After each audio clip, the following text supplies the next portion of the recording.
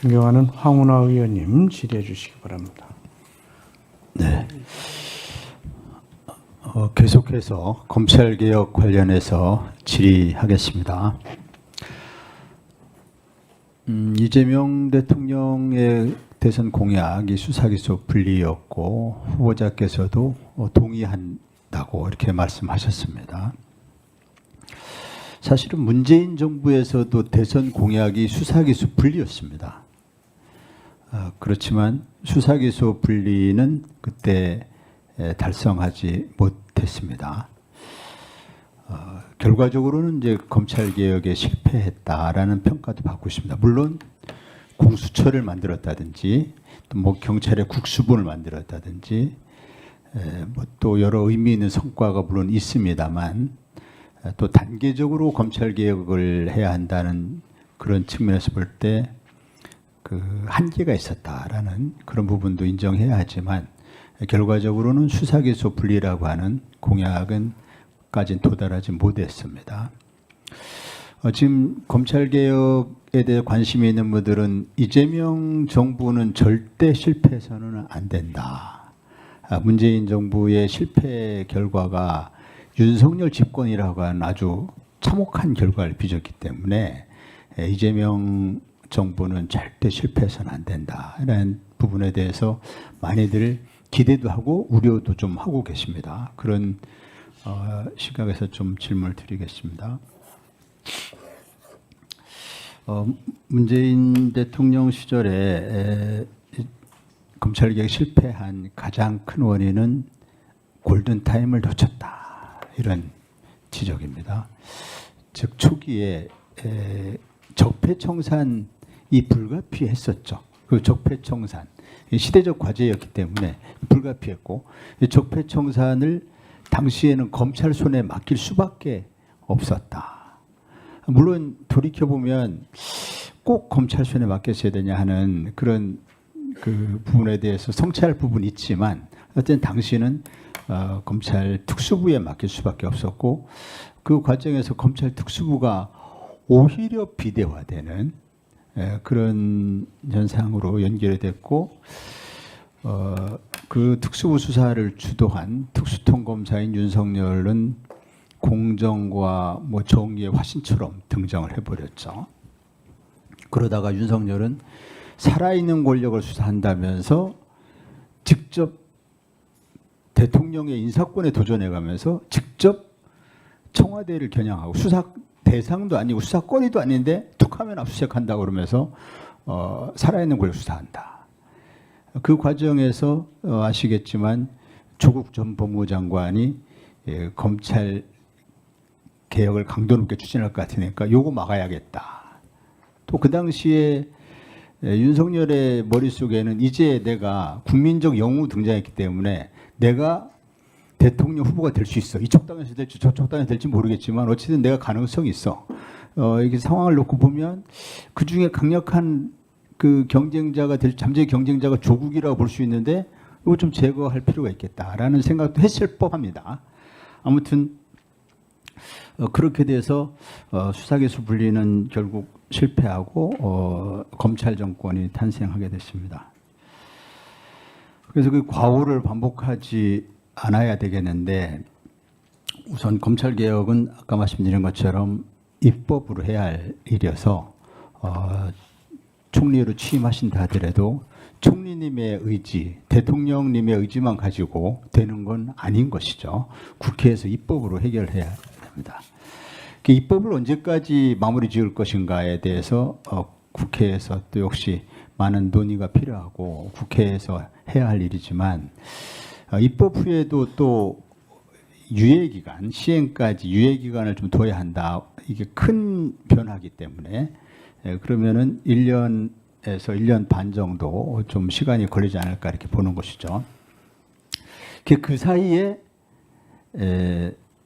이제 정부에서 해야 할 일이 아까도 말씀드렸지만은 비입법적인 사항들, 시행령, 시행규칙, 예산, 인력, 직제 등에 대해서 아주 단호하게 또 신속하게 개혁 작업을 해야 한다 생각합니다. 후보자님 기억하시지만 21대 국회에서 그 검찰 직접수사 범위를 6대 범죄에서 2대 범죄로 줄이던 과정 기억하시죠? 네. 21대 국회 끝날 때쯤에 이렇게 했고 그 당시에 박형무 원내대표, 국민의힘 권성동 원내대표 합의안도 기억하시죠? 네. 네, 그 박병석 의장님 주재로 했던 합의안 네. 기억하실 겁니다. 그 당시 검찰청법 개정안 또 합의안의 취지는 검찰의 수사권을 대폭 축소하는 것이죠. 맞죠? 네. 즉 예전에 부경공선 방대로간 6대 범죄에서 부패 경제 2대 범죄를 줄이는 네. 그런 대폭 축소하는 거였습니다. 그런데 윤석열이 집권한 이후에 한동훈 법무장관이 사실상 시행령을 통해서 직접 수사권을 다 부활시켰습니다. 아시죠? 다 네. 사실상 다 부활시켰습니다. 그 부활된 수사권을 가지고 문재인 정부 전 정권 인사 수사에 나섰어요. 대표적인 예가 서훈 전 국가무실장을 직권남용으로 수사했고 송영길 전 당대표를 정당보 위반으로 수사했고 이재명 대통령을 위증교사로 수사했습니다. 이게 다 그 국회에서 만든 입법인 그 부패 경제로 수사권을 축소한 그러한 입법 취지가 그대로 살려졌다면 검사가 직접 수사할 수 있는 대상 범죄가 아닙니다. 이 직권남용, 정당법 등 이것이 또 위증교사 이것이 한동훈 장관이 시행령을 통해서 늘려놓은 것이지 국회 입법 취지대로 부패 경제 한정하면 수사할 수 없는 범죄들입니다. 그렇다면 너무 당연한 이야기인데 후보자님이 총리로 취임하시면 이런 위헌 위법적인 시행령부터 당장 바로잡아야 되지 않겠습니까? 이거 어떻게 생각하십니까? 굉장히 맞는 지적이라고 생각하고요. 저도 한동훈 장관 시절에 윤석열 대통령 한동훈 장관 시절에 가장 잘못한 일이 시행령 통치라고 생각합니다. 사실상 헌법과 법률을 무시한 것인데요.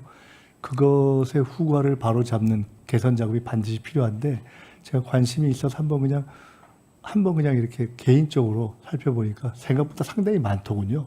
그래서 그런 내용들에 대해서 국회에서 또는 각 당에서 잘 검토해 주셔서 진행을 우선 해주시면 좋을 것 같다는. 네, 시행령은 대통령과 법무부령이기 때문에 정부에서 할 일입니다. 아니 그렇습니다. 그런데 예. 이제 그 부분들에 대해서 의견들을 조금 더 이렇게 모아주시면 훨씬 더 좋을 것 같고요. 예. 그런 것들을 포함해서 당연히 시행령은 정부에서 할 일인데 그 각각에 대해서 내용들이 많기 때문에 그런 지적도 굉장히 유의미할 것 같아서 제가 말씀을 드린 것입니다. 정부는 정부 차원에서 바로 속히 이렇게 개선하고 원상으로 가야 될 부분들에 대한 검토를 시작해야 한다 이렇게 생각합니다. 제가 말씀드리는 것은 이제 법을 바꾼 후에 시행령을 말씀드리는 것이 아니고 법을 바꾸기 전에. 그러니까 지금 있는 시행 그 말씀을 드린 겁니다. 예, 현재의 법은 부패와 경제가 검찰의 직접 수사 대상으로 되어 있습니다.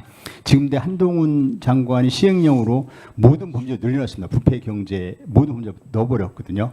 이것은 즉각 바로잡아야 되지 않아요. 이것은 대통령과 저 건에 대해서 네? 지금 딱 저 사안에 대해서 말씀하시는 것이죠. 제가 말씀드렸던 것은 시행령으로 이렇게 했던 부분들이 여러 개 있어서 저는 그걸 전체를 말씀드렸던 것인데요. 지금 지적하신 그 부분은 우선 바로 잡아야 되지 않느냐고 말씀을 주신 것이라면 그렇게 이해하면 그 문제는 속히 검토를 해야 한다 이렇게 생각한다는 말씀을 드리겠습니다. 시행령 통치 전반에 대해서 예컨대 그 행정부에서 위임입법의 범위를 벗어난 그런 시행령에 대해서 국회가 이걸 어떻게 바로잡을 것이냐 이 부분에 대해서 말씀드리는 게 아니고 네네 이해했습니다. 네네 정부가 이 형사소송법 검찰청법 개정안 부패 경제로 줄여놨는데 이것을 그 입법 취지의 정면으로 역행하게 늘려놨단 말이죠. 이건 그래서 위헌 위법한 시행령이 된 것이죠. 이거는 바로 정권이 바뀌었다면 즉각 바로잡아야 한다고 생각합니다. 이 부분은 조금 더 미룰 일이 아니라고 생각합니다. 또는 국회하고는 관계없는 일입니다. 네.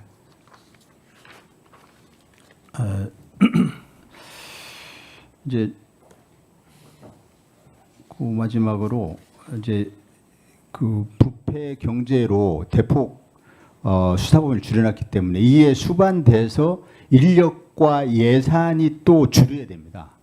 인력과 예산 이것도 정부가 해야 할 일입니다.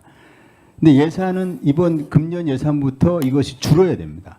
그래서 이번에 정기국회에 제출되는 정부의 예산안부터 이 수사 대상이 그만큼 줄었기 때문에 수사 예산을 줄여야 됩니다. 지난번에 안 줄였습니다. 지난 정부 윤석열 정부 이거 줄여야 되고 인력도 줄여야 된다. 일이 줄었는데 왜 인력이 그대로 이 부분에 대해서도 인력과 예산 어떻게 줄일 것인지 이건 정부가 즉각 해야 하는 거죠. 황 의원님께서 제가 만약에 청문회를 마치고 잘 일을 정식으로 할 수 있게 되는 상황이 된다면은 한 번 더 구체적으로 또 한번 말씀을 들을 기회를 갖고 저것을 속히할 수 있는 방법을 찾겠습니다. 황운하 위원님 수고하셨습니다.